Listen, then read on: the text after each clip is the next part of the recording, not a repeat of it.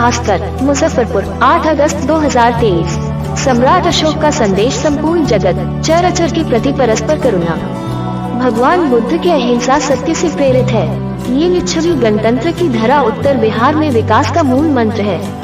मुजफ्फरपुर दैनिक भास्कर की 8वीं वर्षगांठ पर स्वर्ण पांडुलिपि से बना मास्टरहेड इसी विकास को समर्पित है। धरोहर सहेजने की पहल 19 फरवरी 2019 को मुख्यमंत्री नीतीश कुमार ने किया था निर्माण का शिलान्यास।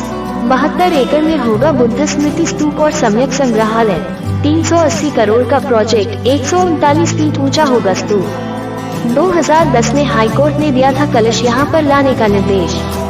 भरतपुर, धौलपुर, नौवंशी पहाड़पुर के पत्थर इसमें लग रहे। ये विश्व का पहला अस्थि कलश होगा जो मूल स्थान पर लौटेगा। ऐतिहासिक नगरी वैशाली बुद्ध की जन्मभूमि लुम्बिनी व राजधानी कपिलवस्तु के केंद्र में रही है। ये भगवान बुद्ध की कर्मभूमि के रूप में जानी जाती है। सुंदरता के लिए प्रसिद्ध राजनर्तकी नगरवधु आम्रपाली ने इस शहर को समृद्ध बनाने में योगदान दिया था। 11 अक्टूबर 1972 तक ये मुजफ्फरपुर जिले का ही हिस्सा थी। नए विस्तार में भी यह वैशाली से मुजफ्फरपुर तक फैली है। वैशाली में इसी साल स्थापित होगा बुद्ध का अस्थि कलश, बढ़ेगा इंटरनेशनल टूरिज्म। विश्व के पहले गणतंत्र, पहली स्मार्ट सिटी वैशाली में इस साल भगवान बुद्ध का अस्थि कलश स्थापित होने जा रहा है। ये विश्व का पहला ऐसा अस्थि कलश होगा जो अपने मूल स्थान पर दोबारा लौटेगा।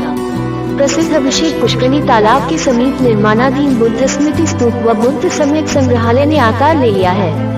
संग्रहालय समेत 5 भवन बन चुके हैं। बुद्ध स्मृति स्तूप भी 1-2 माह में बन जाएगा, यानी सितंबर-अक्टूबर में इसका विधिवत उद्घाटन होने की संभावना है।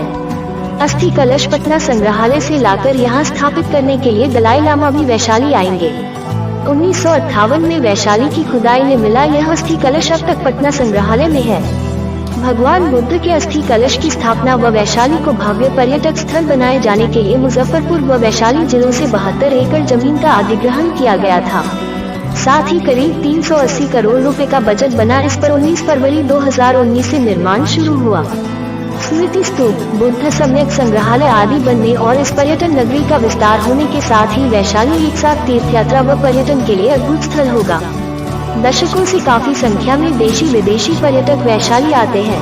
नए विस्तार और सुविधाएं बढ़ने से पर्यटकों की संख्या कई गुना बढ़ेगी। अब तक नेपाल, भूटान, तिब्बत, श्रीलंका को छोड़ अन्य देशों के इक्के दुक्के पर्यटक ही आते हैं। अब विश्व के अन्य देशों से भी पर्यटक आएंगे। इससे पूरे उत्तर बिहार में विकास व रोजगार के द्वार खुलेंगे। पटना के म्यूजियम में रखा अस्थि कलश, भगवान बुद्ध का स्वर्ण जड़ित संवाद। ये पांडुलिपि भगवान बुद्ध का संवाद है। जी तिब्बती भोट लिपि में सोना से लिखा है। ये सूत्र शत साहसिका प्रज्ञा पारमिता है। इसमें 72 परिच्छेद है। महायान के अनुसार इसका उद्देश्य भगवान बुद्ध ने द्वितीय ध्यान चक्र प्रवर्तन सूत्र में दिया। सूत्र 1 लाख श्लोक के बराबर ग्रंथ है। जो शिव कुमार मिश्र, प्रभारी, नारद संग्रहालय, नवादा। आएंगे दलाई लामा। इस पर्यटन नगरी में अब सड़क, रेल और हवाई तीनों मार्ग से पहुंचना हो रहा है आसान। वैशाली में अब तक 95% पर्यटक बसों से आते हैं और ठहरने की उपयुक्त सुविधा नहीं होने से शाम तक लौट जाते हैं।